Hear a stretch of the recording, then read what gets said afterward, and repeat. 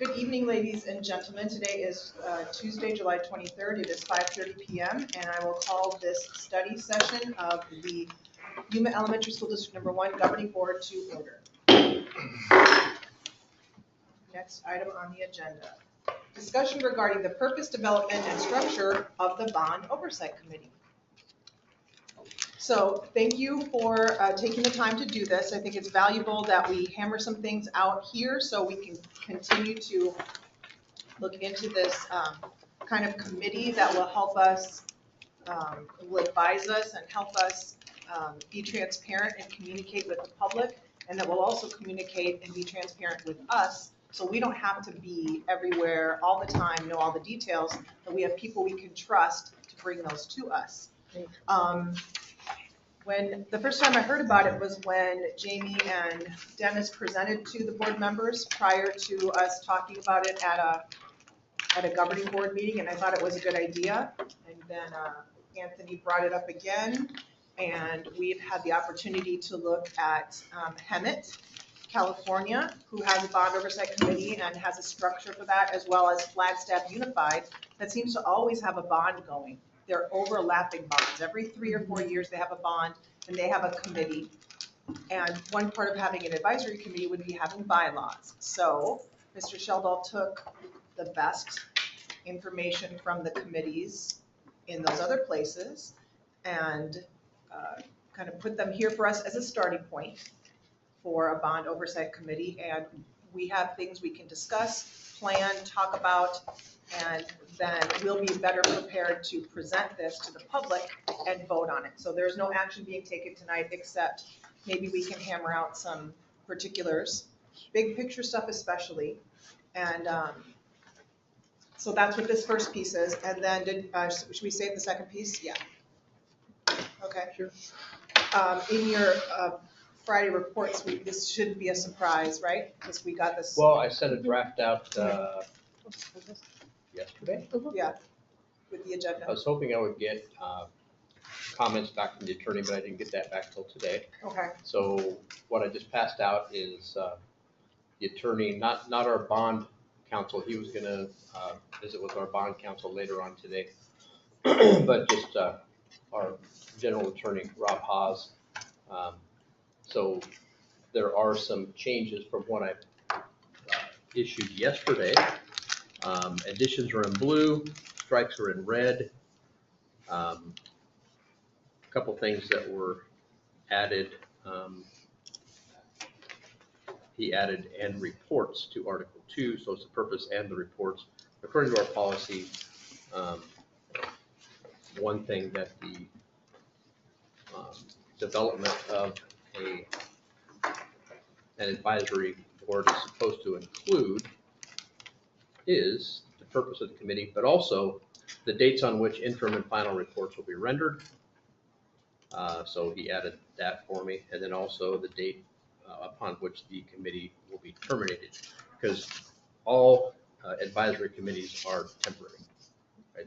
They're organized and approved by the board for a specific purpose. When that purpose has been satisfied, the committee disbands. So I had neglected to put that in there as well. I was hoping we could start with the purpose, Article 2.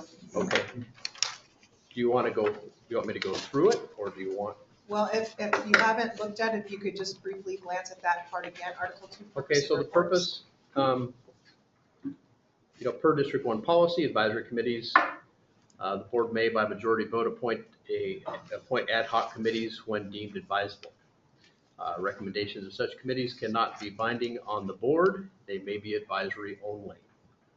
The purpose of the Bond Oversight Committee shall be to review and report to the board on the limited issue of proper expenditure of current YESD bond revenues and advise the public as to whether the district expenditures are within the scope of those approved by the voters. So then I took the bulleted points directly off of our first draft of the ballot question.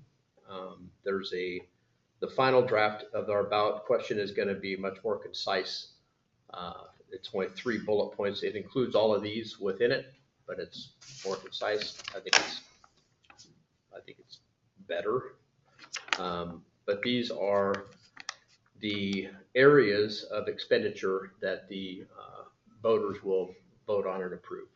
Okay, so if the bond passes, then the voters will have approved the district to expend bond revenue for these purposes in the bullets. For me, what stands out is the recommendations of such committees cannot be binding on the board. Correct. They don't speak for us, they speak to us. We rely on their expertise, but as my grandkids would say, they're not the boss of us. Right. So they bring us, and then if there's something that we feel like needs to be acted upon based on their recommendations or their advice or their information, then we could take action should we see the need to do that. That's one thing that stood out to me is their purpose. Because they're the experts, that's what we need to rely on, so we don't have to have our fingers in every meeting and everything that's happening with the bond. We have trusted people that. It's a do that for limited us. scope, right? Yeah. Right. Basically, it's a validation for the public. It's another set of eyes, another group to look at the projects that are being proposed and to validate for the board and for the community that, yes, this project falls within the scope that was on the bond question on the ballot, and it falls under one of these categories that was approved by the voters. In other words, we're not trying to, for example, if we were to try to take, for this particular upcoming bond, it's allowable for bonds, but we didn't include for bonds buying buses. Okay, last bond, we bought a bunch of buses. So if we were to say to the committee, we decided we're gonna take $500,000 worth of bond money and we're gonna buy 3 buses. Well, the bond oversight committee could say, that's not within the scope of what the voters approved. They didn't approve for you to buy buses with bond money. Right. Okay. In reading the law, because in California, there's an actual law that requires these committees. It seems like in California, there's a big concern about funneling voter-approved bond money to teacher salaries or other expenditures or things like that. So in the California law, which I think is a good idea, the committee has access to the annual audit of bond funds. You know, we get audited. Dennis can explain. We get audited 9 ways to Sunday. So, to be honest, from an accountability perspective, as far as accounting for the revenue and the expenditure of the revenue, there's really nothing a committee like this can do that's over and above what we're already accountable for. What it does do is it allows us to put together a committee of community members and share and get feedback and input. And stretch out from those auditors. Yeah. So auditors come to us and then we internalize, we look at it, but this takes it that next step out to the community. It says, here's what we're doing and here's what we said we were gonna do, and they do match up or they don't match up. So I think that's really important, because a lot of times you can find the audit stuff on the website or you can Google it and find the audit stuff. Right. To them. Yeah. But this is more concrete, intentional way of saying, and if anybody wants to know, we have this committee. So some of the time, some of the stories that I've heard about committees that have overreached, they wanted to get into construction delivery methods. They wanted to get into recommendations about which contractors are selected, which subcontractors are selected, things like that. That's not within the purview of a committee like this. A committee like this, the purview is to validate for the board and for the community that an independent group looked at the expenditures and looked at the projects that have been proposed and validated that they are that those expenditures fall within what the voters approved. Although in those committees, couldn't those people raise a question to Dennis or the board member and say, wow, I don't know if you know this, but Yeah, or if have there you was a thought about concern, this? Or, Yeah. you know, I did a, yeah.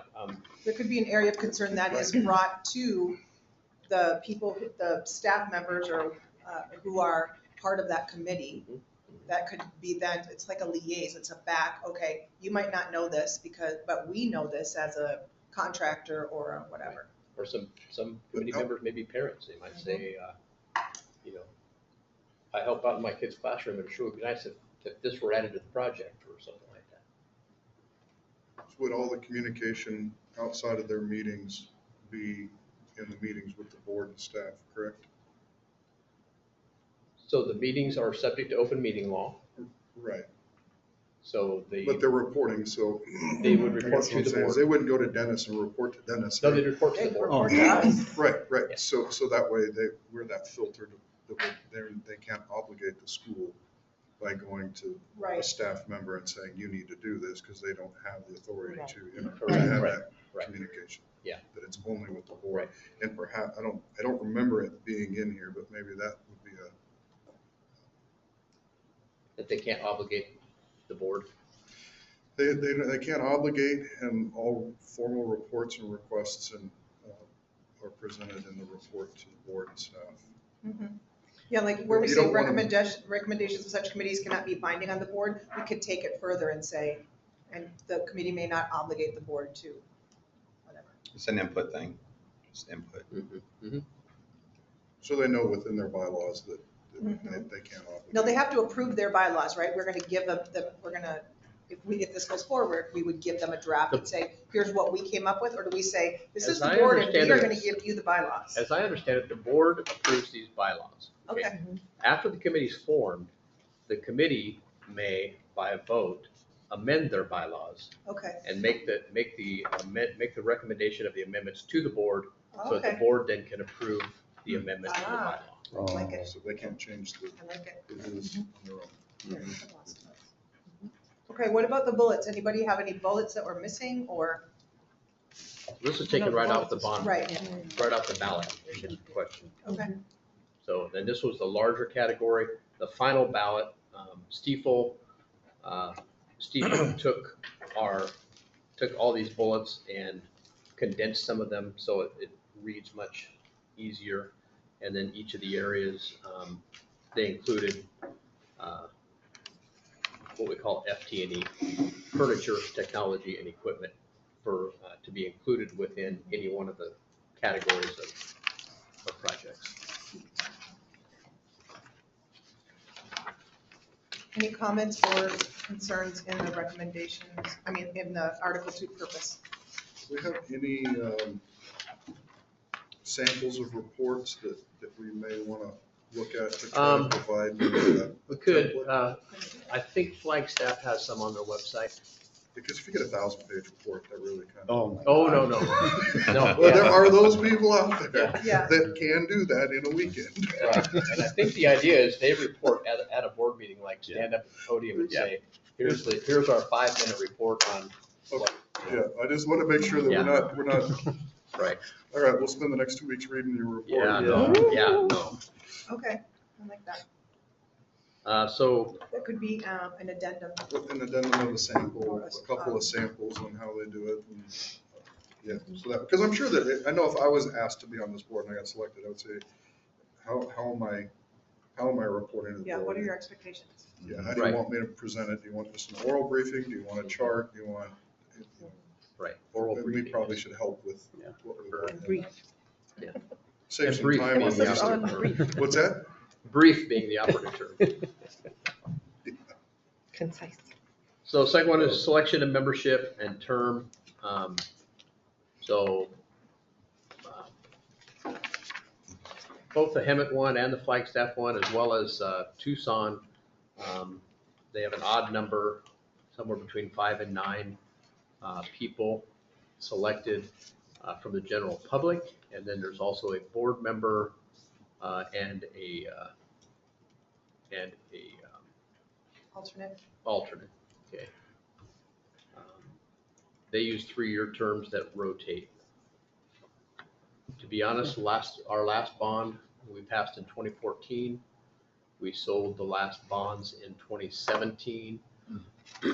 Probably the latest date that this particular, that a committee like this would have been active, based on our policy, would have been probably 2019. So it would have been 2.5 cycles. So, the board may decide maybe 2-year terms is sufficient, to rotate and so on. So common practices, you have certain staff, right? You have the superintendent, CFO, director of finance, director of facilities management, obviously, director of technology, because they have to be involved in every project, is the way it is. Capital project manager, if we have a capital project manager that we engage, sometimes Arcadis can play that role, and then a board member and an alternate. And then section 2 is the general public. So I took this right off the, to safeguard the integrity of the bond projects in areas of conflict of interest and personal gain, the following will be applied. General public members must be a resident of the district and registered vote. In addition to the above requirements, the board may consider other factors, including but not limited to educational background, professional experience, whether they're a parent of a student, representative of a community group like the Chamber of Commerce or GYEDC or a service organization. And then B, the governing board will decide if the applicant will be appointed to serve on the BOC, except as provided in section B1, so which is B above, which is staff members. Those positions are part of the committee, but they don't vote. Okay. So the recommendation is that the membership shall be not more than 3 years with staggered terms. Yeah, in Flagstaff, they stagger, so it's a Right. one. Yeah, there are some school districts that they're constantly rolling bond elections. A friend of ours, Jeremy, who's the superintendent at Tolleson Unified, or Tolleson Union, they have a bond election every 3 years. They have an election every year. Wow. Right? They have M&O override, capital override, bond. M&O override, capital override, bond.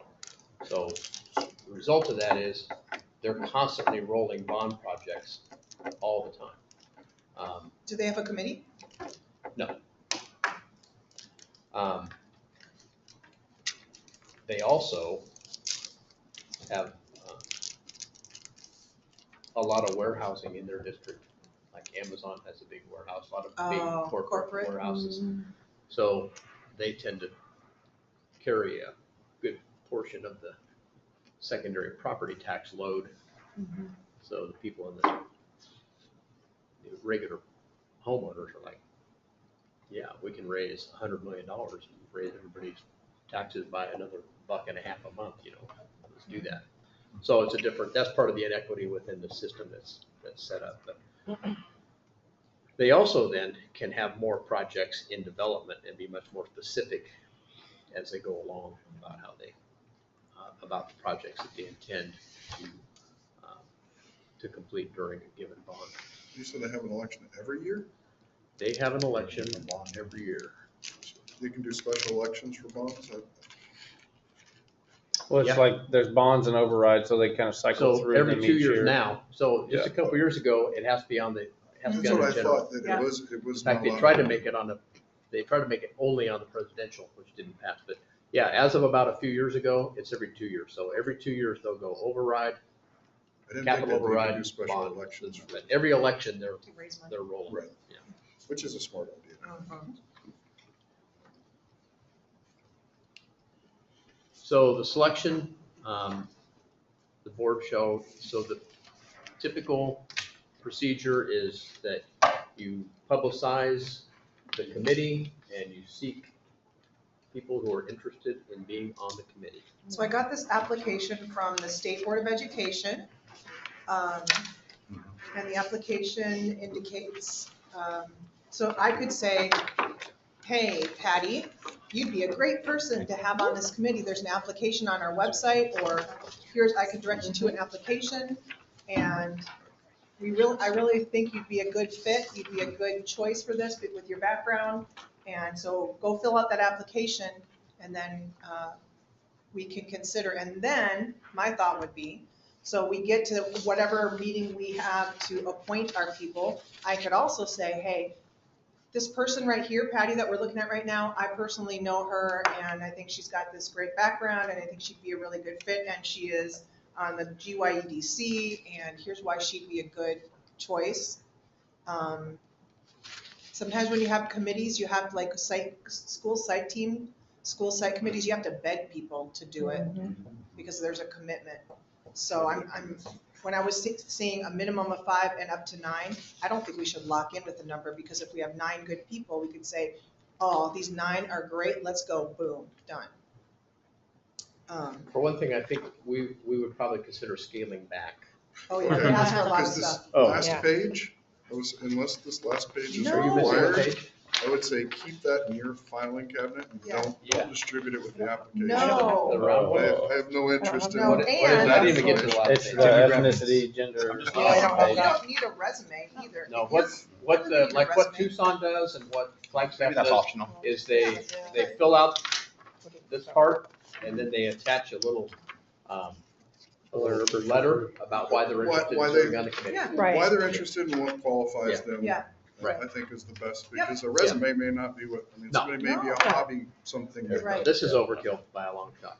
Okay, yeah, I saw that last page and I was like, well, I didn't since see it's the last page. required, I just assume No. Jamie put that in his filing cabinet. I agree. I got, Luciano I gotta be can have honest, it. I got We're gonna this shred far. that. I said, that's overkill. Yeah. I don't need that. Right, That's- but this was just the sample we have. If it's good enough for It's a State Board and Town Horn, I think it's good enough for Yeah. us. But take it down to a local level, make it nice and easy. Right. Right, yeah. So then there's section 5, the termination, automatically terminate when the last bond project is complete. That should be is complete. Or upon vote of the governing board. The governing board may determine at one point, maybe they can't find anybody that's interested or whatever. For whatever reason, the governing board may determine they want to terminate the committee prior to that. And then removal and resignation.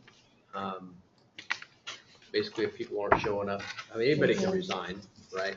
But if people aren't showing up at meetings, or if they violate the bylaws, or maybe violate open meeting law, other unprofessional or unethical behavior. I mean, you could envision a person who may be motivated to be on a committee like this because they would maybe have some kind of inside track on construction projects or something like that. Maybe not personally, but maybe for friends or whatever. So that last one kind of covers that type of, or you could also envision somebody who maybe wants to have a greater impact and kind of back channels to other people, maybe back channels to board members or whatever. That would be unethical behavior. So, and of course, they can resign at any time.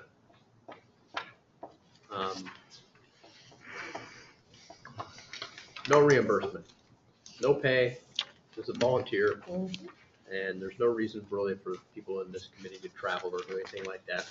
So, basically, any equipment or support or personnel would be approved, like the person to take the minutes, for example. Monica's here, would not be Monica. I agree. I'm gonna make that. Who you got, Dennis? Who you got, Dennis? We'll find somebody, Yeah. yeah. Dennis is good at shorthand. We're accepting applications. We're gonna go with this one right here, verbatim. We'll find a good one. page. So then it talks about, you gotta be present to vote, no absentee voting. You can't call and say, hey, Billy, I'm not gonna be there, but vote yes for me or whatever. Staff members and governing board do not vote. They're just there for informational reasons. And then talks about the frequency of the meetings, as needed. Flagstaff has monthly meetings at 7 a.m. Personally, I think that's pretty frequent. Mhm. And early. As needed. And early, yeah. And early, yeah. And it's open meeting law, so all the meetings have to be, agendas have to be published. You know, if members of the public want to come, they can, so on and so forth. They'll appoint a president, and the president would likely be the one, unless they appoint somebody else to assume that role, would likely be the one who delivers the report to the board. And then Rob said, since this is a volunteer position, these people aren't employees and they're not elected, that whole due process is like, there's no reason for that due process, so. And I would assume you guys would Get just, you out of the 5-day window. I would assume you guys would just do not go through that process if somebody, you know.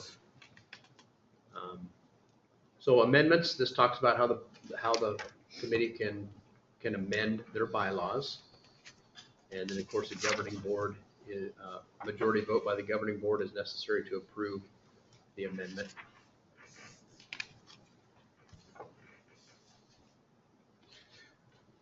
And then that last one is just certifies that the bylaws have been adopted and the board president would sign it.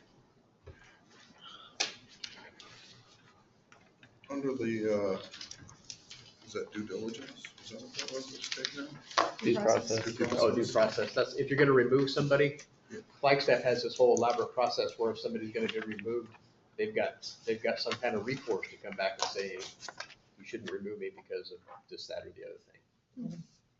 Our attorney says these people aren't employees, they're not elected, they're volunteers. If the board decides that they've violated something and they don't want them to be on their committee anymore, they can say, we don't want you on the committee anymore. Right.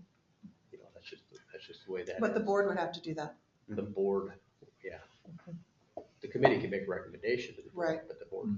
And there's also a provision in here where if there's a vacancy on the committee and the board doesn't feel like there's qualified applicants, they don't have to fill that vacancy.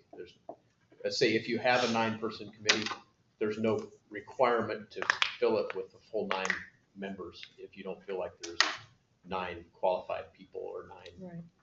or maybe you don't have 9 applicants. But the best case scenario is that you have an odd number, so that you can, you know, carry votes. So I know we had a lot of discussion on the selection process in the last board meeting. If perhaps in place of the due process, the selection process, outlining that in there would be an appropriate place to put that. If we go with the recommended, Anthony recommended, each board member. Article 3 is the selection process.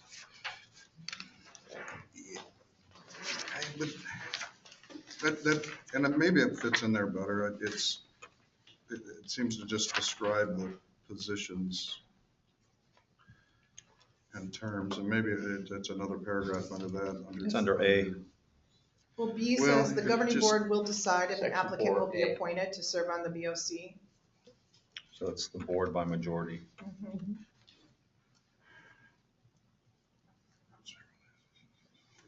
The official service will decide. So there are some policies that come into play about that. And I'm just gonna highlight those, you guys can discuss as you want, but, you know, one is, didn't bring it, but it's, board member authority. Right? Their authority lies in their membership of the body. There it is. All powers of the board lie in its action as a public body. Individual board members exercise authority over district affairs only by way of votes taken at a legal meeting of the board. An individual board member has authority only when and to the extent that the board by vote has so delegated such authority. So that's BBAA. Okay, BBAA. Uh-huh. And then there's BDF, which is advisory committees, refers to a majority vote. Which one is that, Jamie? BDF? BDF. And then BEDF, voting method, says all motions shall be carried by a majority of the members who vote or as otherwise required by law. And then the final consideration is under ARS, under the open meeting law. There's a definition of legal action, And the legal action is defined as a collective action made by the body.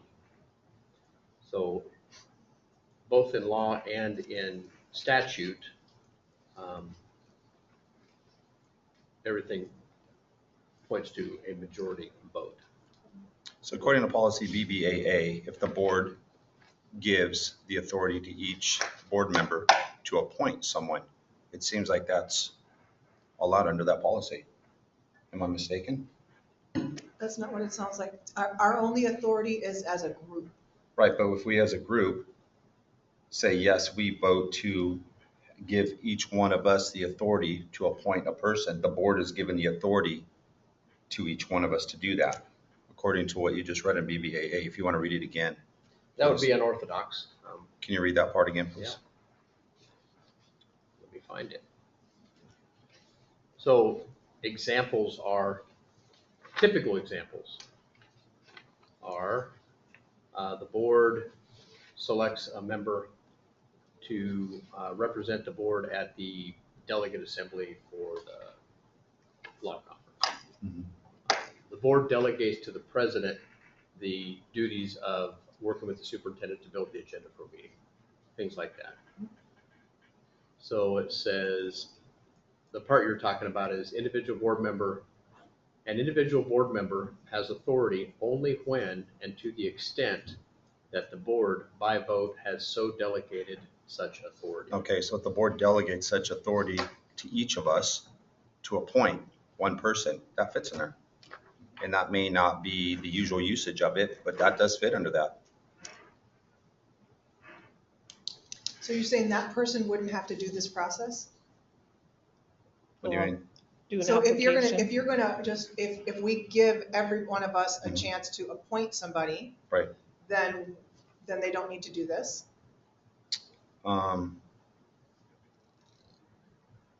Let's see. Yeah. You said yes, they should, or no, they shouldn't? No, it would skip that. I mean, you get the basic information, but not qualifications. The qualifications would be the board members' belief in their understanding of what their qualifications are.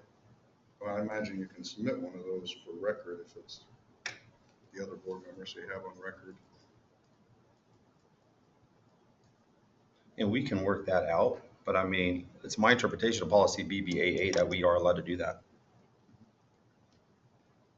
If the board votes to do that, we're giving each one of us the authority. It's pretty simple to me. But why can't we just say, your person, for example, whoever it is you want, Yeah. fill out this thing? You know, and then you can, like Faith was saying, you can vouch for that person in the process. Well, fill out that thing for what? For the board to approve as a majority? Mhm. Well, because that goes contrary to my whole motion of wanting you to appoint a person, me appoint a person instead of the board. Yeah, but I like that way better. I mean, Okay. I Well, like, personally, I Right, like no, that's fine, to but I, have everybody. that's fine. The And board member does not have to exercise. yeah, if you don't They like it, you don't to. have to do it. It's your option. I'm not gonna Select make you person. appoint somebody. If you don't like it, you don't have to. And if you wanna, as a matter of fact, if you wanna have your person do it that way, or not your person, but your slot, that's up to your discretion.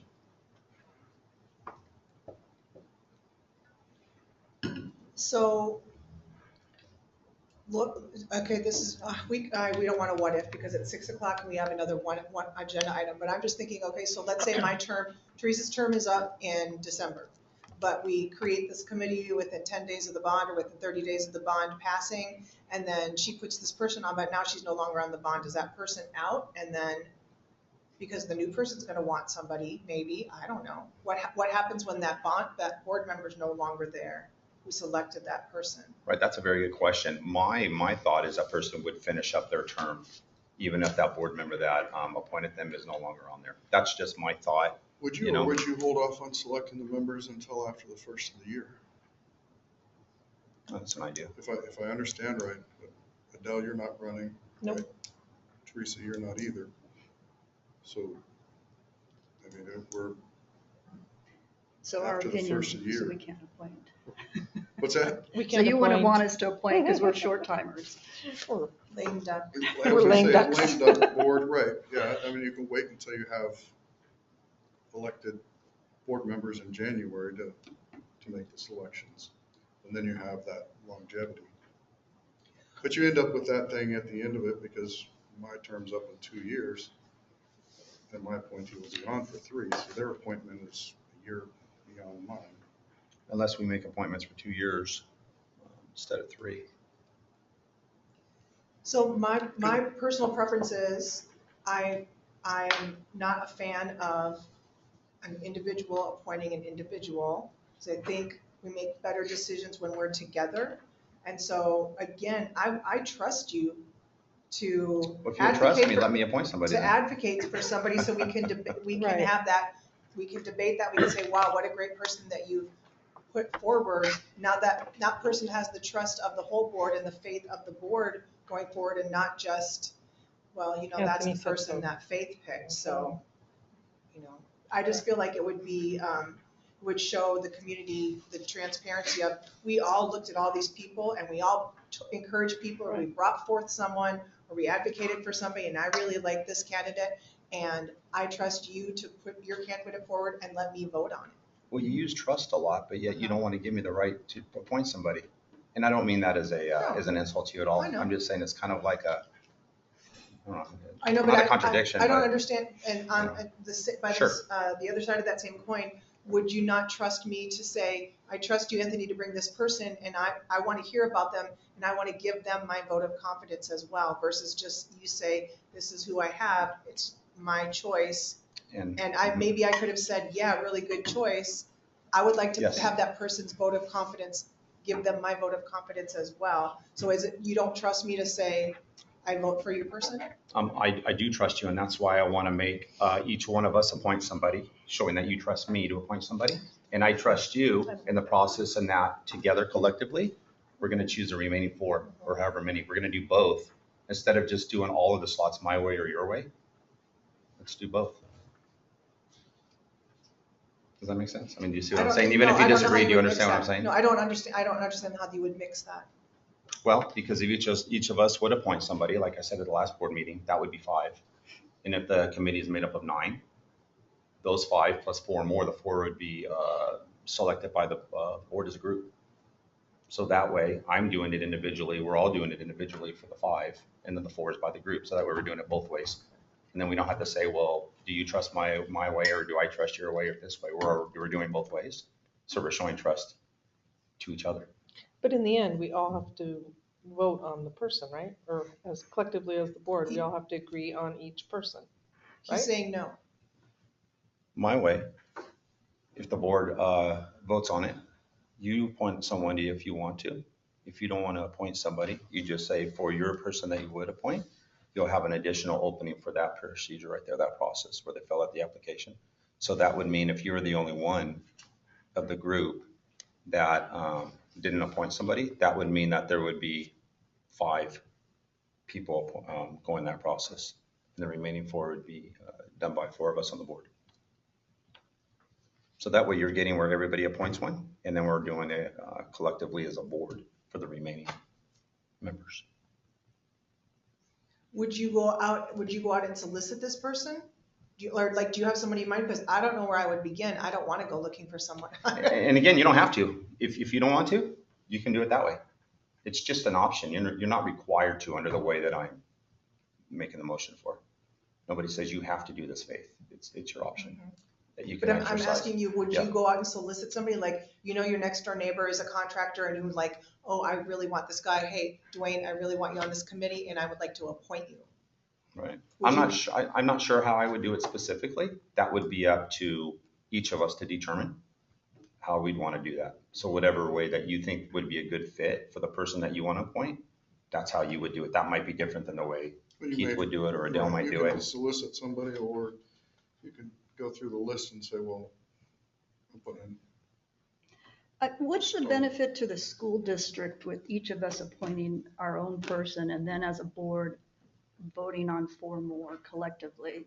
I guess I'm confused at what is the benefit? We're talking about transparency, so we're going to have 5 people that don't have to go through a process, but 4 people that do. Well, 5 people do have to go through a process. There's I just a thought different they process. didn't have to go through. No, they don't. But It's a different why? process. But what's the benefit of it? The benefit is that's the way that I think is the right way to go, in my opinion. And that way, again, Faith and I were talking about trust. She's talking about all of us, But right? it's the benefit to the school district. It's benefit, I Right. mean, it's for transparency, Right, right? absolutely, Okay, right. but I guess I'm missing that connection of that transparency. Well, that's okay. So basically, as a board member, as an elected official, I have people telling me, oh, you should have the right to appoint somebody. And so when I say, no, we're gonna do it as a group, some people don't like that I've spoken to. Why? And so I don't ask them why, they just tell me that, and I mean, I don't know. Well, And you might come up with questions about that. You might come up with questions, something that you don't understand. I don't know. It's just the feedback that I'm getting. And that's why I like to do it both ways, individually and as a board, instead of one way or the other. I could go the other way and say we should each appoint two, but I don't want to do that. I'm sorry. No, I was gonna say the other side of that same conversation is what's the harm? Favoritism. mhm. Some people have to go, some people just get picked and other people have to go through a process to be on the same volunteer board. Well, Faith was That's talking an about trust. advisory board. We gotta have trust. You can't And automatically that's what I don't, suspect. and that, I mean, it's, politics is full of that, right? I mean, I was appointed, I wasn't elected by. Because they couldn't find anybody. I was that way. Yeah. That didn't come. And we did go out. through a Norm. process. I hope that didn't come No, I out. think, I got the same thing. I was appointed as well. I think Right. that element of trust is, and I don't know if you're getting my point. I mean, I understand what I you're fully saying. understand what you're saying. Is that, don't you trust me to validate who you want? So they go through this process and you're like, thank goodness Dwayne Shepherd put in, he's my neighbor, he's a great fit, I told him to put in, man, I really think this guy's good, and I'm gonna say, okay, we have this group of people, and he really likes this one, I'm gonna vote for that and give my confidence to that person. And they went through the same process as everyone else, but man, you advocate for that person, and you trust that I'm going to listen to your opinion and make a good decision. That's where I'm coming from, because I don't see the harm in that, like, Right. it's not, I don't say what would people fear in that? I would caution the board to really strongly consider any time that you circumvent or policy, or you go around what's established, both in terms of definition of legal action, to circumvent the accepted practices, for by picking and choosing those circumstances. What I would think, maybe what would the next circumstance then be, where unilateral authority was granted to all the board members? There are people who don't think that democracy is a good thing, right? There are people who don't think that majority rule is a good thing. There are people who think that once you become part of an elected body, that you should have an total authority to do what you want. That doesn't mean that their opinion is in keeping with state laws and legally adopted policy and so on. Could you please run this particular question by council? Well, okay, and I wanted to finish what I wanted to say a little while ago. So I see it as a win-win, it being a compromise, right? I could have came at this and said, let's each appoint two. That would be 10, right? But I'm willing, which may not even be allowed 10, but I'm willing to do the compromise. We each appoint one and then we do it the other way. That's a win-win, that's a compromise. And then according to policy BBAA, we are allowed to do that. Well, let's find out. So under the policy, we're allowed to, and I'm offering a compromise. And when somebody comes at me and says, oh, about trust, and they want to do the whole thing their way, I kind of have a trust issue with that then, because they're not compromising. For policy. Yeah. What's that? It's not really anybody else's way, it's within policy. Within policy, okay, within policy. Meaning if it's within policy, it seems like it's interpreted as it's allowed, because it's within policy. I believe that the committee, the board can end up with an equally high quality result and product and committee without having to go outside, have a special vote granting individual authority. that would be my question. Do you think the end product is going to be different in some way? All I know is under BBAA, again, not to be a broken record, I believe we have that authority to do that. And that's my compromise that I'm offering on the table. As far as the board collectively. So you think that would be a better outcome than all of us Looking at all that. collectively voting on the Applicants. applicants and then appointing from the applicants? And I do, because I've had people in the community say that they think that's the way to go. I mean, I've even spoken to people that have no interest in serving on it. They just think that's a good way to go because it's a little of each. The board member, they're elected board members, each get to appoint one, right? And then the board as a whole chooses the remaining. That's what people have told me. And I actually agree with that. And according to within the policy, we can do that. So now whether or not we agree to do that is something else entirely. Right. because That's today what I before- support, and that's what I'm going for. And I'm not gonna support anything else. I don't think we need to talk about it anymore until we find out if it is within policy. So if you could find that out through, if it is, then I think we should. Then we'll vet it we'll out vote right it now. on, we'll, But right now, as far as all Yeah. of my work has always been within board majority. Mhm. So, and we don't have to, the good thing is we're not taking action today. Right. So everybody got to hear out what everybody Sure. else was thinking. And I know this can go till 6:30, so let's move on, I guess. Let's keep going, we right? expect our kids to follow rules. Okay, so we have a framework here. Let's move off of this. Let's get one more, talk to council and find out about board policy, if he's reading it right, if we're interpreting it correctly, all those kinds of things, and go from there. And if not, why it's not that way. Why it's not allowed to be interpreted that way. In other words, what's wrong with that interpretation? Instead of just saying, I I'm think just the saying intent of no. the policy is that there are certain circumstances where it's not practical for all 5 board members to perform a particular function. So the board, by majority vote, allocates that authority to an individual. Like, the perfect example is the delegate assembly to go and speak on behalf of the board, or the board president or clerk to do certain duties during the course of the year, like help put together the agenda, things like that. I think that's the intent of the policy. Intent, yes, could be, but I do believe that the board owns the policy. And if the board were to vote on that particular interpretation, then that stands. You know, if we were to say, if this was an actionable item, we say we want to vote to ensure that we all understand that line and that the BBAA allows us to do that. All those in favor, aye, we get a majority, then it's our policy, we get to make that interpretation. As long as We it can doesn't do that say outside of statute, council. right? Right.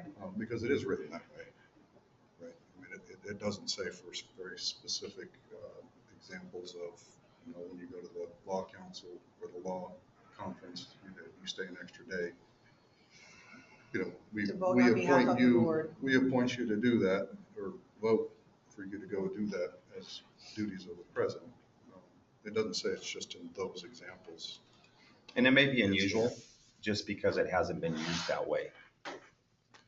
But yeah, it's just good to remember that the policy is ours, and we interpret it.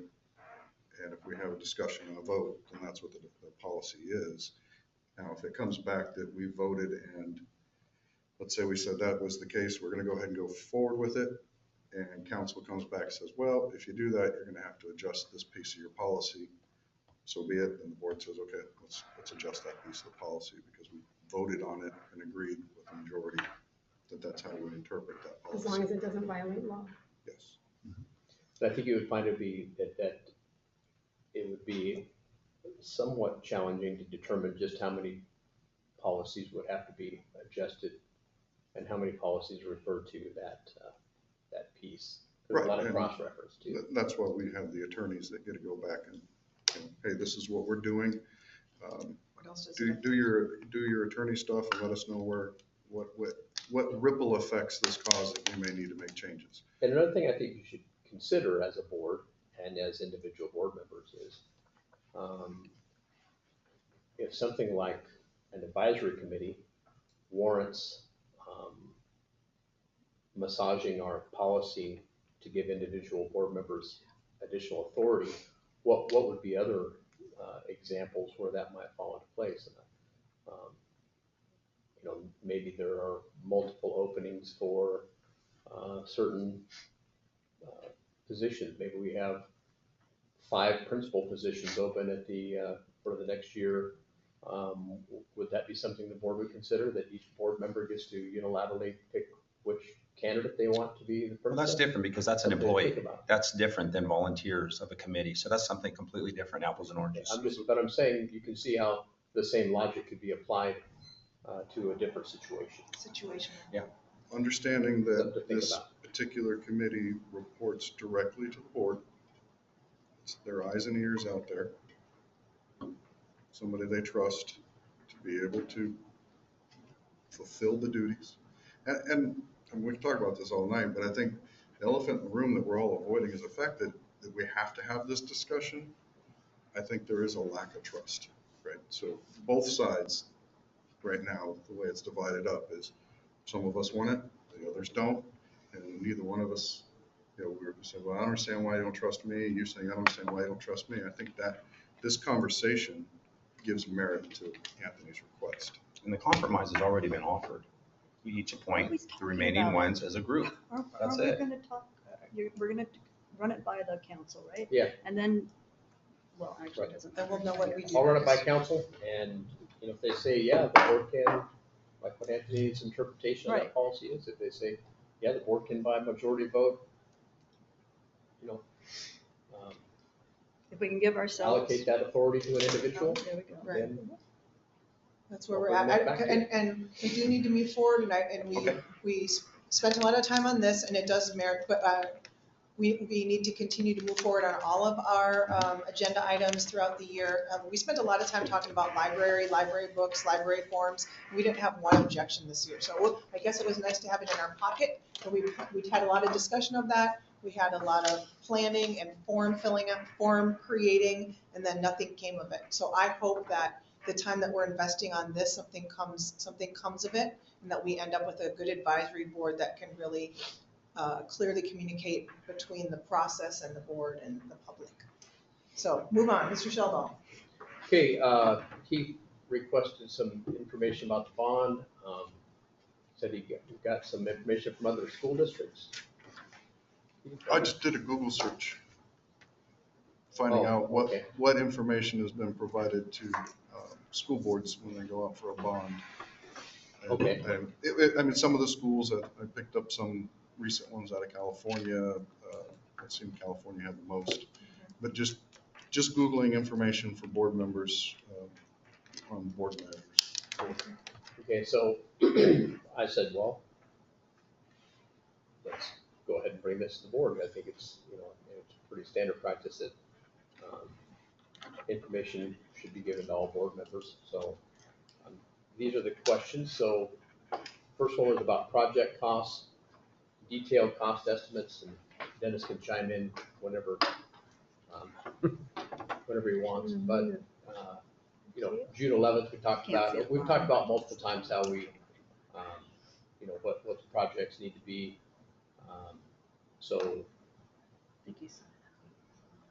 you want to be careful in the early stages and when you're going toward a bond, when you're going for the election, detailed estimates, both in project scope and cost, are problematic because the more details you give, first of all, the details change. So our project costs were presented, were developed based on just a rough per square footage, based on Arcadis, Thompson Architecture, and DLR Architecture. They worked together to give us per square foot estimates for different types of facility upgrades. So our cost estimates are not detailed because, and you'll see as we go down here, over a year, 2, 3, 4 years, those costs change. The other thing is, in order to get those detailed costs, you have to spend money up front for A&E. You have to get architects and engineers engaged. You have to spend a lot of money to get the detailed costs. And then that cost then cannot be recouped. Yeah, what if the By the bond doesn't bond. pass? You've incurred a bunch of costs that you can't. Those A&E costs, once the bond is passed, then they can be rolled in, they're rolled into the bond revenue. And the other thing is, the more details you give, the more people hear that as a promise. And you've got, especially in a project like this, where we're gonna be touching a lot of different schools if we're fortunate enough to pass this bond. Things change over the course of years, projects change, things have to be scaled back, from time to time. So then people have perceived your details as a promise to that school, and then now you're a liar. Okay, that's it's actually kind of a strategy that's also implemented by folks that are kind of opposed to these projects, to try to pin you down on as many details as possible, and then come back and say that you didn't live up to your word. So the typical process is you come up with general projects that need to be done, and you guys all went and saw the schools, right? You saw them with your own eyes. It's not like we dreamed up projects. And then you get a rough order per square foot cost to determine the amount that you're gonna request for support. So that's the process. That's how we did it when I was at the high school district. That's how this district did the last one. That's how Crane did theirs. They did not give specific details about projects in advance of the bond. Okay, next one, analysis of the bond's impact on local property taxes. That was also presented at the June 11 meeting. You can see that for every $100,000 of assessed valuation, the property taxes would be increased by $3.63 a month, or 12 cents a day. The average home valuation for tax purposes is assessed at $147,000 in our tenants area. I did a little math on mine. Mine's assessed at $78,000, and I love my house. So it's going to affect me by $2.83 a month. So, one of the things we're talking about is 12 cents a day. Every time I go to check out at any kind of a store now, they ask me if I want to round up for something, right? Round up the kids. So yeah, $4 a month, a little less than $4 a month is the impact to the for every $100,000 of assessed valuation. Do you know what did the city just pass a tax increase in property? Or something, I remember reading something. They did. Do you know what that amount was? I don't remember what the amount was. It was in the paper. Because it's gonna be a compounding factor to the Yeah, taxpayers that's next something to year, right? consider. We didn't know that the city was gonna do that. So. Right, but I do remember the city coming out and they had a similar thing of what the cost was, and I can't Not remember. everybody in our district lives in the city. Not everybody lives in the city? Yeah. Right, so you get the folks in Not the everybody city in the city that, lives Oh, in yeah. that go up $4 a month, and the county may only go up $2. Yeah, right. I remember seeing that article, I don't remember what that dollar was. I don't think it was any more than this. I'm not sure. I don't know.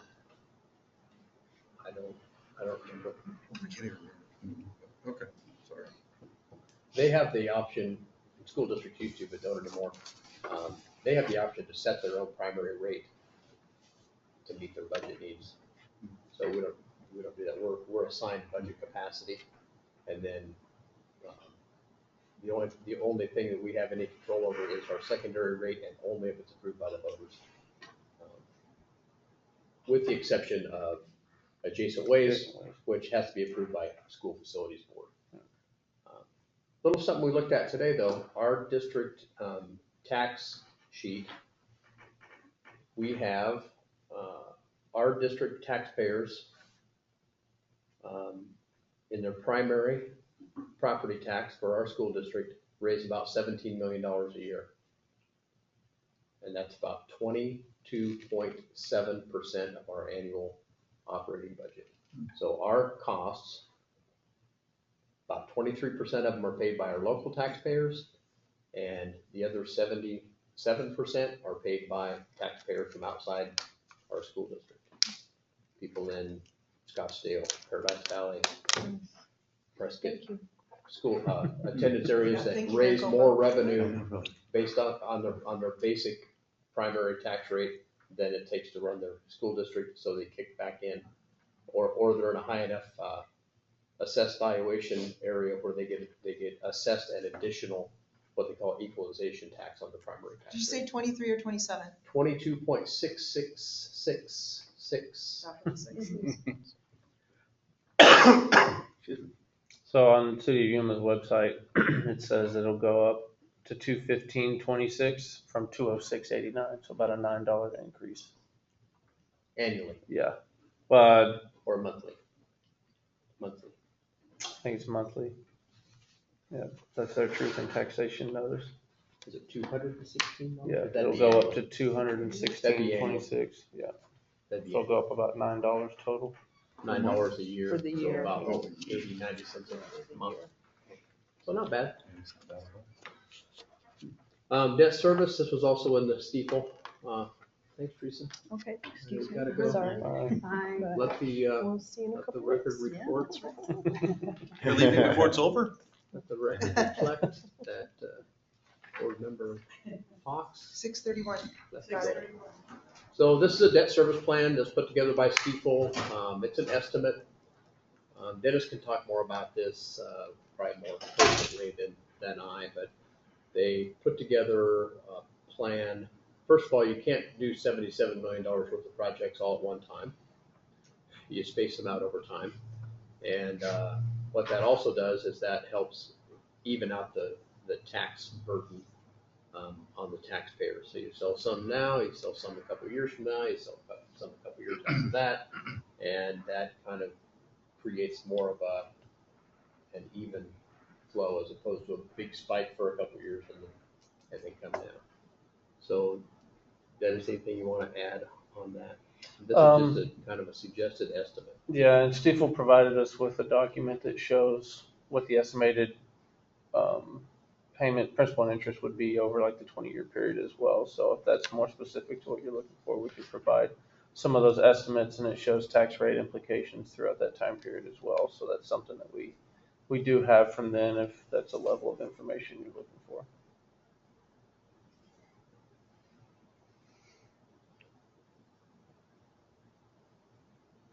The estimate is that it's going to go from our secondary this coming year is going to be about 39 cents per 100. So 38.8, something I like think that. so, yeah. And it's going to go up to about 64, I wanna say, 65, yeah. about 25 cents. And then by doing this, we should be able to keep it right around that, Mhm. that spot.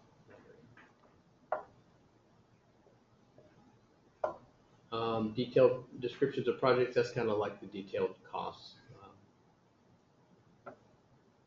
There may be over 100 projects planned for this, and to take the time and spend the money and the architectural engineering costs up front to detail those out as when they're gonna, when there could very well change. And here's an example. Yuma Union went out in 2015. No, Yuma Union went out in 2006 or 4. And they were gonna build Gila Ridge High School. They were gonna add some, they were gonna tear down the portables at Cibola and add permanent buildings. They were gonna build a performing arts center at San Luis High School. They were gonna redo a big portion of COFA and so on. Well, one of the first projects was Gila Ridge High School, and the price of cement skyrocketed during that project. So it ended up going way over budget. So at the time, the district said, you know what, we're probably not gonna be able to build this Performing Arts Center in San Luis, Arizona, because that one is scheduled to be one of the final projects in this 10-year bond program, right? So they had to adjust that 2 years after the bond was passed. Right?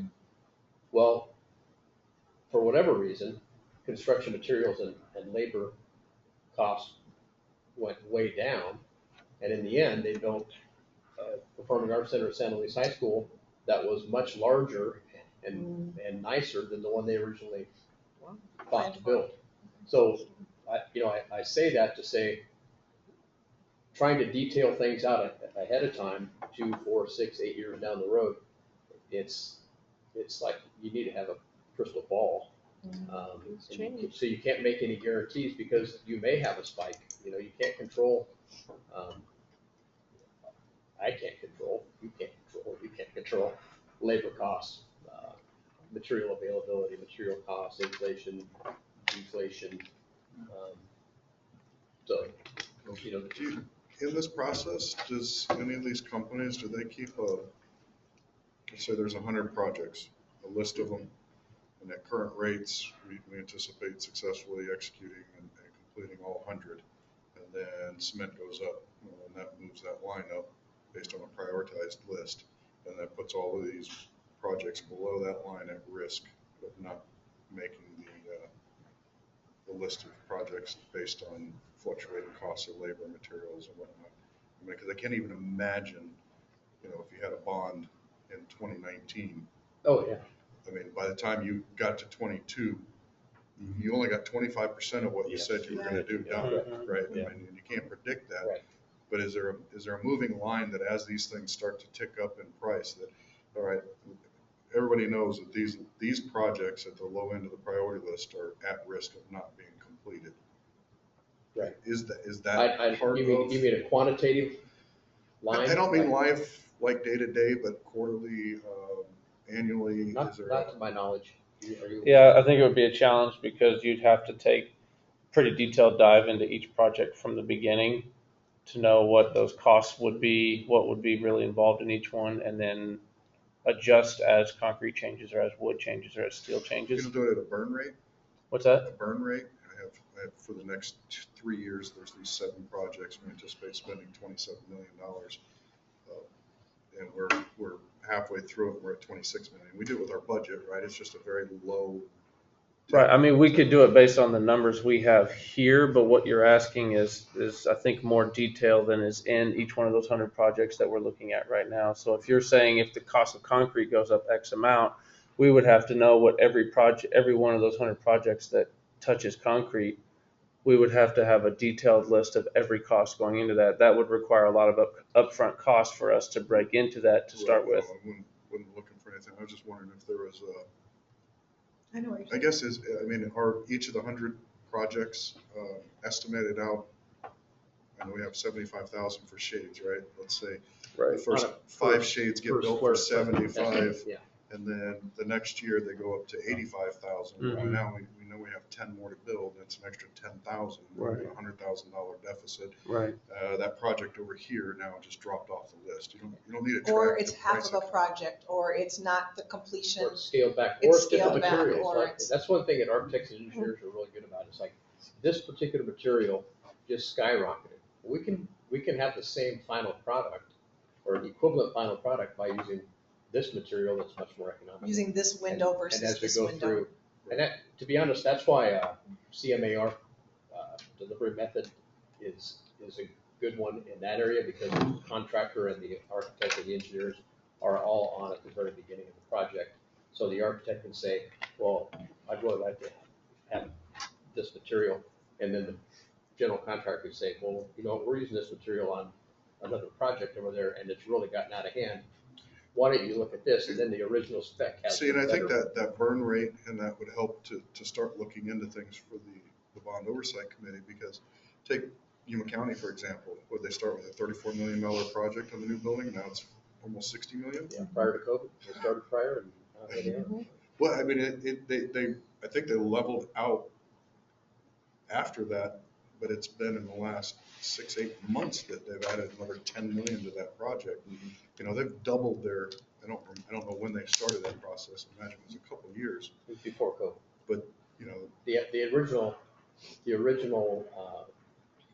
cost out of that project was before COVID. So to give you an idea, we opened Dorothy Hall in 2020, fall of 2019. And I've given you this example before. Dorothy Hall was $200 a foot. It was like $203 a foot. Right now, new construction for schools is going between $500 and $600 a foot. really, So the Commercial. 77,000 we're asking for is roughly equivalent to the 77 million is roughly equivalent in buying power to the 38 million that we got in 2014. I guess I would ask, is there a simple way, not burdening resources, to be able to find out in the event that, I mean, we can't predict the next pandemic, the next cruise ship or freight liner that goes through a bridge, and, you know, we can't predict those, but it's nice to know that, hey, at least from the board's perspective, that people can say, we can start telling people, look, if it was the pandemic time, you know, plywood went from $15 a sheet to $85 a sheet, so all of the projects at the bottom of the priority list have now gone into jeopardy. I think it's easier to be able to tell folks before the bond is over, and they look back and they go, well, you only got 60% of what you said you were gonna get done. And Right. I understand the detail thing, Yeah. but at some point, there's gonna be, you know, at the top of that list, you know, your sunshades may become that low priority thing where Yeah, we're kicking all the sunshades Right. out because, you know, copper just doubled in price, and that just got rid of the sunshades. yep. I Or don't know if maybe there's a way the, to track that without. maybe the dimmable lighting. Maybe instead of having that in all the new renovated classrooms, maybe it's only in the sensory rooms, you know, things like that. And you know, school districts make decisions like that all the time. Right, I'm just wondering if there's an easy way to just track to say, hey, look, and maybe it's a percentage of, we anticipated being at this dollar, like you do with the budget, we anticipated being 20% expended at this point, we're actually 32% spent. That's just gonna put an unknown number of the low priorities. At least then that way, we can all get back together again and say, you know what, sunshades may not be that thing that we say, hey, we're gonna have to, because we end up owning this at the end of the bond. Yeah, that's something that's done, you know, as you're going through, you know, probably we're probably talking the same concept or different language, but checkpoints along the way. Mhm. Okay, so So there is a mechanism to track the anticipated and the Yeah. actual. because you know, once you get into the project, you get billables, right? Yep. And the contractor and your architect and your engineering firms, they're building along the way, and then they're giving it, you know, before we get started, each project has a schedule. I mean, you know all this. I know, my world is, I can't go And back to the we're, you customer and know, say, we're Yeah, at you know what, I need 60% another complete. 20,000. We're at 60% complete, we've already spent 80% of the budget, you know, I mean, that's, you know, right, that's. it's foreign to me, I'm more accustomed to the details, because that's what you have to do to get the estimate out and get the mortgage. And there's another benefit, I know some people don't like this delivery method, but there's another benefit of construction manager risk in that before the project is approved, there is an established guaranteed maximum price. So what that says is this project cannot go over that price. Okay? That's negotiated with the contractors? Yes, the That's contractor nice. will give you a guaranteed maximum price. Now, there's a contingency built in usually on the owner side, and a contingency built in on the contractor side. I will say when we finished Dorothy Hall, we got all of our contingency back from the contractor. So what that allows you to do then is to say, okay, here's the guarantee. You know, before a project starts, what the escalation is, and it allows you then to, before the project starts, you know, the guaranteed maximum price on this project is going to be 2.8 million. Okay, now I know we can start planning the next project because we know we're spending 2.8 And whatever we get as opposed to a big to overrun push to the end, yeah. right along the way. And then, so that's why it's called construction manager at risk, because the management company or the contractor is assuming some of the risk for Oh, the yeah. cost. Oh, I know. Yep. I'm all too familiar with that world. It's 6:45, let's keep going. Okay, project prioritization, school safety is a top priority. Revitalizing classroom spaces, especially for students with special needs, and then creating those future forward, future ready student spaces. And these were vetted through staff, parents, community members, through surveys and so on. So, those are our priorities. Another thing about the priorities is so I've reported to the group several times that, and Arcadis also reported at a meeting, they've helped us package building renewal grant projects, right? So we got six projects for what we call envelope approved last year. This year, looks like they're gonna get funded. Well, if you ask me, I would say O.C. Johnson is a top priority for safety, Woodard, Isla Vista. But at the same time, if the state says the first envelope project we're gonna fund is Palmcroft, then it makes sense for us to shift to Palmcroft to the top of the list so that we can do our interior work at the same time that the state's paying for the exterior work, and we can do it all at the same time. And you're not impacting you're not moving as many students for as much period of time. So the priority, as far as the types of projects, that's the priority. Safety, revitalizing, especially for special needs, and then, STEM, future ready workforce. But we also want to make sure that we're strategically dovetailing that other revenue source, which is a great, I think, persuasive piece for our community. It's like, look, we're out there looking under every rock. We've got federal money to rebuild Price. We're putting in for all the state money we can possibly qualify for, and then, which is only the outside, right? And then when the community supports us to redo the inside and modernize our learning spaces on the inside, now you've got a building that did not have to be torn down to rebuild at $600 a foot, but for local cost of, say, $110 a foot, now we've got basically a brand new building that's going to be vital for another 50 years. So that's With part of student it. learning at the forefront of that. Yes. Student safety and student learning. Yep. Project timelines, you have 10 years. Isn't that right, Dennis? You have 10 years to expend bond money. Has there ever been a bond that's gone out, to your knowledge, that wasn't fully I procured? can't imagine, but if you don't spend it, then you're required to use it to reduce your debt. You put it towards your debt service. No, I mean, has there ever been a scenario where all the bonds weren't sold? Wasn't the total amount wasn't acquired? Like the 77 million? Yeah. Like, oh, we could only sell 75 million? Yeah. I don't know. I've never heard of that. Oh, you mean like people didn't buy them? Yeah. Well, one of these questions is about our bond rating, which is an A, stable. So What?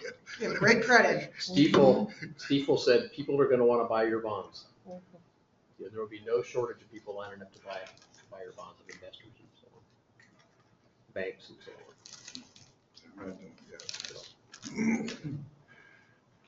so on. Needs assessment, we reported on that process. It was about a 1.5-year process, working with Arcadis, doing walkthroughs with Dennis, James Lagunas, principals, architects, and I was really pleased that Arcadis and the 2 architects that we worked with, they finished this project considerably under the costs that we initially had set aside, that our estimate was for this process. So they were very economical in their building and their hourly. Arcadis is doing work with other school districts in Yuma County, so they could, within the rules, charge us and Yuma Union and Mohawk and everybody, the trip charge to come down, but they don't. They parlay trips into one, and they're really good about keeping our costs down for, for us, and they're good. So we did those walkthroughs, the board did walkthroughs. What's our total amount of needs? Between 150 and 200, I don't remember the exact number. Million? Yeah, 150 to 200 million. So we're asking for less than half or about half? We scaled it back to about 60 million in actual construction, estimated construction costs, and then the additional soft costs to go on top, permits and A&E fees and things like that. Benefits to students, well, this project will benefit students at every school for years to come. Okay, and it was very apparent, I think everybody acknowledged on the walkthroughs, the inequities, the inadequacies were pretty apparent. Our schools, with the exception of the Palmcroft Makerspace and the autism room at Alice Byrne, none of the schools in town have seen any kind of a significant renovation since the mid-1990s. That's 30 years without a renovation. That's pretty. When you think about all the number of kids that go through there every day, our guys do a really good job of maintaining. So we've got a huge spike in our special needs kids. So that's an expense. Our science facilities at the middle school are sadly lacking. We need to, based on what we know, we need to do better about safety and security, especially front office. And some of our front office, I got the critique. You've got stuff on front office, spending whatever 27 million or whatever on front offices, and that doesn't impact kids. Well, that does impact kids. The front office, first of all, if your campus is safer and more secure, that impacts kids. But the front office serves the kids. The front office serves the teachers. The front office serves the parents, serves the community. So we haven't, you take a school like O.C. Johnson or any of our in town, with the exception of Alice Byrne, again, no significant improvement to any front office space in probably 50 years or 40 years. Alice Byrne was rebuilt, Carver, yeah. But they're just to where they're just completely insufficient. So they don't serve the nurse, they don't serve the teachers, they don't serve the school. But we're in a position where this investment could make these facilities vital for another 30, 40 years. Regulatory approvals, I assume you meant like environmental and things like that? Yeah, that's Or permits? Is that So we ADA don't- stuff maybe? Environmental is a big deal with price, but YPG took care of that for us. We do pull permits. Schools, in a lot of situations, schools are not required to pull permits, and they're not required by law to have inspections, but we always have, and we will. We will work with the city. It builds good relationships. And it's just another set of eyes. The code guys come through and walk through. When we were building Gila Bridge, that was one of the most valuable relationships I had was Randy Christ. And he walked through every Tuesday morning at 6 a.m. We walked through that entire project. And between Randy and whoever he brought along with him, they put eyes on things that other people didn't see. And everybody's like, wow, I'm glad you caught that. And Are every one of those schools within city limits? they are now, I think. They've Well, not Price, annexed, not Price, but with the exception of Price. I think even Ron Watson's in city limits now. So the county's not gonna be involved at all. No, it's just city permits, city code. That's interesting. We won't have to do any impact fees because we're not adding any square footage, so it won't be impacting sewer or water or anything like that. Contingency plans for cost overruns and project delays, I've kind of hit that already, I think. public information campaign, so, since we've called for the bond, then we're bound by ARS 15511, so we can't use any district resources. So, we can't promote the bond, we can't use, say, our own email address, we can't make copies, of persuasive material. Everything that's done with the district resource has to be just information only. Nothing to promote or to, as the law says, influence the outcome of the election. So there's a citizens committee that's out there working on our behalf.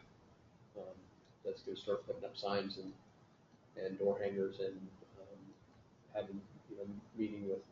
Probably the situation will be that I or Dennis or somebody, could even be one of you guys, goes and gives the factual information about the bond, and then somebody from the citizens committee steps up and says what we can't say, right? But you need to know, as a board member, you can advocate for the bond, as long as you're not doing it from the dais or as long as you're not using district resources. So you can stand up at a meeting and say, I've walked through these buildings, I can tell you that our folks do a really good job maintaining them, but it's time. So you can advocate on your own time. And maintenance and sustainability, a couple short stories. One is Mary Morrison is our SFB. I put this in the Friday report a while back. She's our SFB liaison, and she came out to do the walkthrough with the federal team for Price, for the DOD, and I'll let Dennis tell us. Well, so they were asking a lot of questions about the buildings, but she mentioned that we were one of her favorite districts to work with because our facilities team does a really good job of maintaining such old buildings. And so I'd never heard her say that before, so it's kind of cool to say it, and especially in the group as well. But they had mentioned that the buildings, although they were old, looked pretty well kept as well. So it was a good little pat on the back for us. And then when we had our parent meetings, especially in town, 4th Avenue, Woodard, and Gila Vista, and even the Castle Dome meeting, when we put up the slide that showed how old the buildings are, they were amazed. It's like, wow, I had no idea the school was that old. And even Otondo parents was like, I had no idea that school is 35 years old, 32 years old. Already, yeah. It still looks beautiful. And it's because our guys, they really do. I say guys, I shouldn't say guys, because we have men and women in that part. Our people. Our people, our crews, our maintenance team, they punch out those PM lists. Okay, they check things over that need to be checked over. They change out all the filters. They do what needs to be done to keep the systems in good working order. And that's why we've been able to go 30 years without major renovation to a lot of these old buildings. It's also why we still have viable school buildings that were built in 1966, 1958, the newer Carver, 1947, 1926, 1920. It's just that culture of we're not the kind of community, we're a very utilitarian community, right? We're not like Scottsdale where every 10 years we're going to go through and we're going to tear a bunch of buildings down and build brand new ones. If you went to a Scottsdale parent meeting, they'd say, our school's 10 years old already. It needs some, it needs some renovation. Well, that's not us. So and at the same time, we can appreciate the architecture now. I mean, I don't think in 1970, I don't think anybody appreciated the architecture of O.C. Johnson or Gila Vista, but now turn on any kind of TV show for rehabs and mid-century moderns all over the place, right? Well, we've respected that architecture and continue to respect it, right? And we're not having to tear down and rebuild at $600 a foot. We can do this at $150 a foot.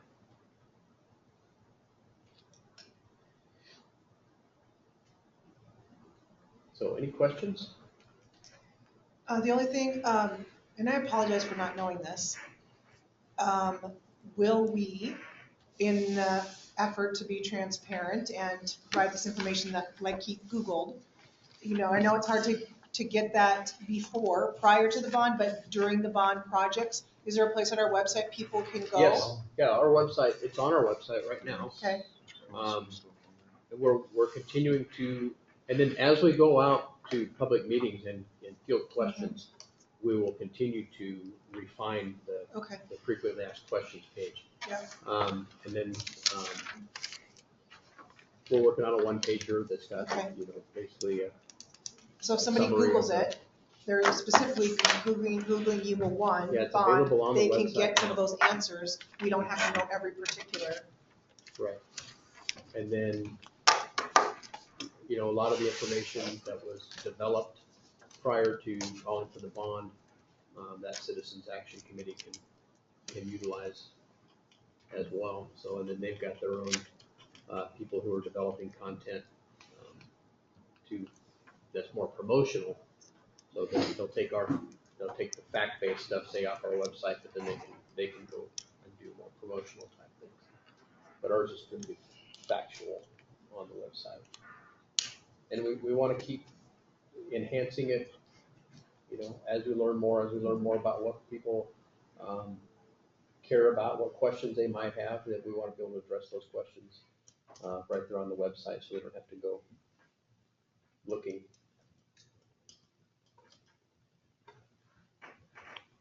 Just out of curiosity, where is it on the website? I mean, I'm not asking you to show me. I'm just curious. Udemy.org/bond.measure. Yeah, it's- You can even it's- Google it. I just Googled it. Oh, cool. Yeah, I Okay, saw it Yuma the School other day. District 1 bond, and Okay. up it came. Yeah. About us. Oh, also on About Us. Okay. Okay. Well, under About Us, Under the I was just About curious. Good. In case somebody asked, I can tell them where to look. Okay, Great, thank you. all right, well, we have covered our agenda items, and Took more than an hour, sorry. I will move on to item number 4, adjournment. It is 7:02 PM. This meeting is adjourned.